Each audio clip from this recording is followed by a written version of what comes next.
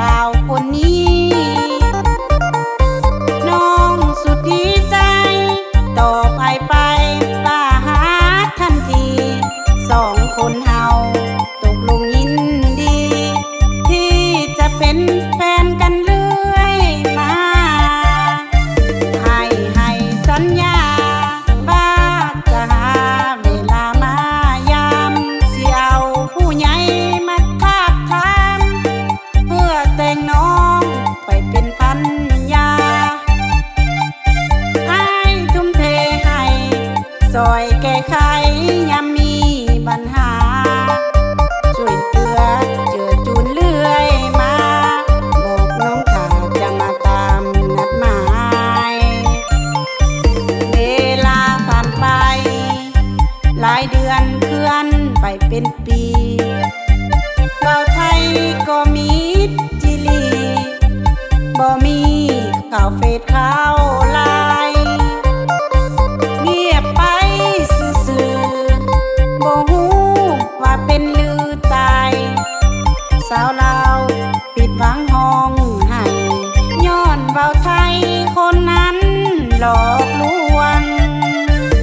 ผู้บ่าวไทยแลนด์หรืออ้ายมีแฟนสาวไทยแล้วว่าเขาสวนอ้ายเข้าวิวาสาวลาวนี่นาอ้ายจึงบ่ห่วงคำเว้าเคยหวานเวลาผ่านกลายเป็นคำลวงสาวลาวผิดหวังนักหน่วงย้อนคำลวงของบ่าวไทยแลนด์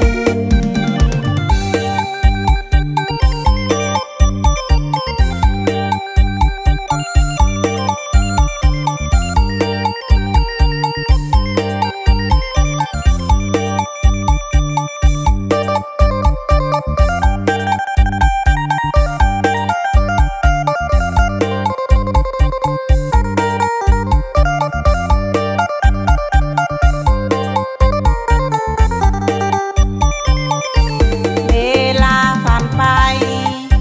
หลายเดือนเคลื่อนไปเป็นปีเบาไทยก็มีจิลีบ่มีข่าวเฟซข่าวไลน์เงียบไปซื่อๆบ่ฮู้ว่าเป็นลือตายสาวลาวปิดหวังห้องให้ย้อนเบาไทยคนนั้นหลอกลวงผู้บ่าวไทยแลนด์หรืออ้ายมีแฟนสาวไทยแล้วว่าเขาสวนอ้ายเข้าวิวาสาวลาวนี่นาอ้ายจึงบ่ห่วงคำเว้าเคยหวานเวลาผ่านกลายเป็นคำลวงสาวลาวผิดหวังนักหน่วงย้อนคำลวงของบ่าวไทยแลนด์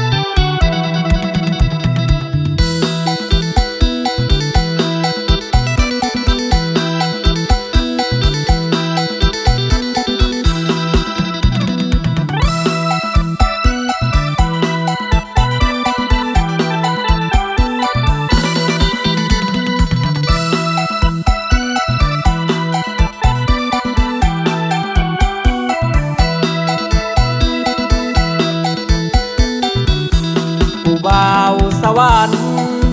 ฮักกันกับสาวเซโนได้บ่หน้าตาบ่หล่อแต่อายบ่เคยหลอกไผมาเห็นสาวงามนวลน้องพร้อมขายปิ้งไก่เจ้างามถึกใจ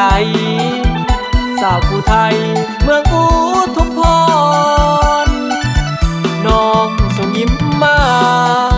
ย้ำอายขี่รถแล่นผ่านเห็นน้องตาหวานยกปิ้งไก่ขึ้นมาเป็นโตพร้อมกับข้าวเมาข้าวกำบังคลามก็มีไอ้เลยสื่อซอยคนดีกินแซ่บนัวดีปิ้งไก่เสโนสาวถิ่นผู้ไทยน้องนางเจ้างามถึงใจ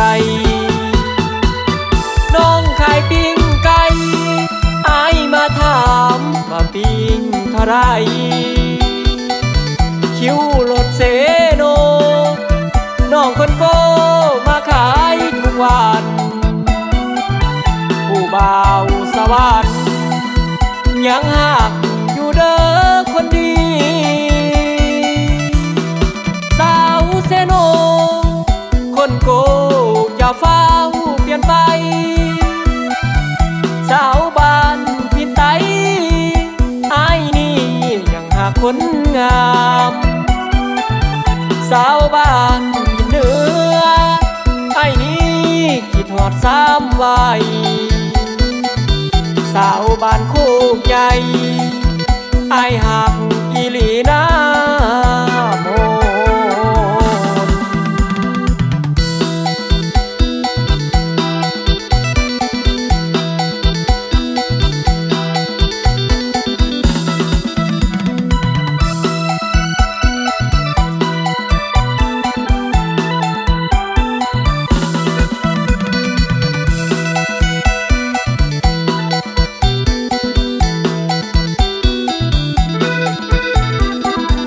สาวถิ่นผู้ไทยน้องนางเจ้างามถึกใจน้องขายปิ้งไก่อายมาถามว่าปิ้งเท่าไรคิวรถเสโนน้องคนโกมาขายทุกวันผู้บ่าวสวรรค์ยังหักอยู่เด้อคนดีสาวเสโนคนโกอย่าเฝ้าเปลี่ยนไปสาวบ้านพินไตไอ้นี่ยังหาคนงามสาวบ้านพินเหนือไอ้นี่คิดฮอดสามวัยสาวบ้านโคกใหญ่ไอ้หักอีหลีนา